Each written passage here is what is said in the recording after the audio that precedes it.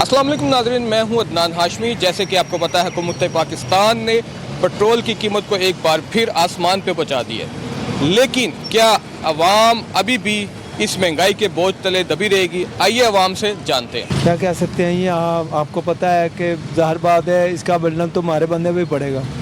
तो अब हम कुछ कह ही नहीं सकते, हम क्या कह सकते हैं, हमारी तो मजबूरी है। हमने तेल डलवाना है, क्योंकि तेल नहीं डलवाएंगे तो रक्षा बंद कर देंगे, रोज़गार बंद हो जाएगा। तो इसलिए तो फिर हम तो तेल महंगा होने की वजह से सवारी को असर नहीं पड़ेगा। आप ये बताएं कि जैसे तेल महंगा हो गया तो आपने इसका रेट ज़्यादा नहीं करना पड़ेगा? नहीं, वो सवारी को कहते हैं, वो सवारी नहीं देती। ये हमें जो है ना मजबूरन समझ लगे बर्दाश्त करना पड़ता है, क्योंकि अब 25 रुपये तेल बढ़ा है तो हम सवारी को कहेंगे 300 की बजाय 350 तो वो तो नहीं देगी वो। तो फिर कैसे गुजारा करेंगे? इसकी बचत कैसे होगी? इसकी बचत यही आती है कि जैसे हम रात को 800 लेते जाते हैं या 900 लेके जाते हैं, वो हमारी बचत ही कम हो जा रही है।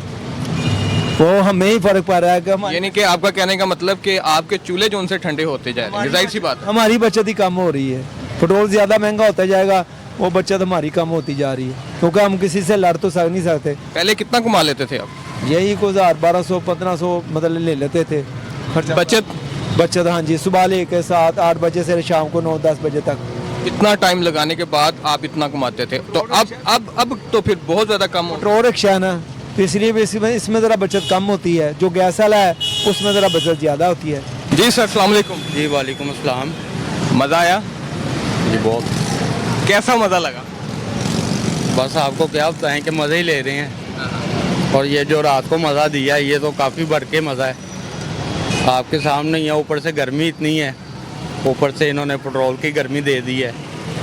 ये तो एक सिर्फ सोचने समझने वाली बात है कि 400 रुपया लीटर, और जिसका काम ही भाईजान बाइक पे है तो वो क्या करेगा?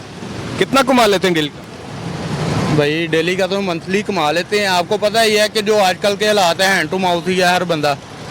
लेकिन ये शुक्र अल्हम्दुलिल्लाह, लेकिन पेट्रोल के बढ़ने से यही है कि सारी एवरेज ख़राब हो जाती है। जो बंदे ने सेविंग की है या जो उसने अपने अखराजात वगैरह पूरे करने हैं, वो फिर बच्चों की फ़ीसें देगा, बच्चों को पढ़ाएगा, अपने मामला। मैरिड है?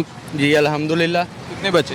जी मेरी 2 बेटियाँ। तो मुझे ये बताएं फिर कैसे गुजारा करेंगे बाइक का? और काम भी मेरा ख्याल से आपके फील्ड का काम है। जी मेरा फील्ड का काम है, मार्केटिंग है, रिकवरी इंक्वायरी वगैरह।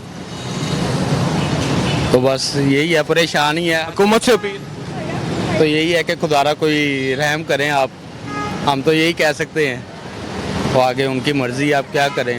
रात को आम सोती है तो जब सो के उठते हैं तो पता चलता है कि नया तोहफा दे दिया उन्होंने।